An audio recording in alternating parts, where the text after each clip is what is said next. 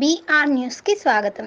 జిల్లాలో ప్రశాంత వాతావరణంలో ఎన్నికల ప్రక్రియ జరిగేందుకు సమర్థవంతంగా విధులు నిర్వహించిన జిల్లా పోలీస్ అధికారులతో ఆత్మీయ సమావేశం నిర్వహించిన జిల్లా ఎస్పీ శ్రీ వకుల్ జిందాల్ ఐపీఎస్ గారు. విధులు సమర్థవంతంగా నిర్వహించిన 66 మంది పోలీసులకు ప్రశంసాపత్రాలు, జ్ఞాపికలు అందజేసిన ఎస్పీ గారు. సమిష్టి కృషి వల్లనే ఎన్నికల ప్రక్రియను సమర్థవంతంగా ప్రశాంత వాతావరణంలో నిర్వహించగలిగామని జిల్లా ఎస్పీ శ్రీ వకుల్ జిందాల్ ఐపీఎస్ గారు తెలిపారు. జూన్ 14న శుక్రవారం జిల్లా ఎస్పీ క్యాంపు కార్యాలయ సమావేశ హాలు నందు ఎస్పీ గారు జిల్లా పోలీస్ అధికారులతో ఆత్మీయ సమావేశం నిర్వహించారు.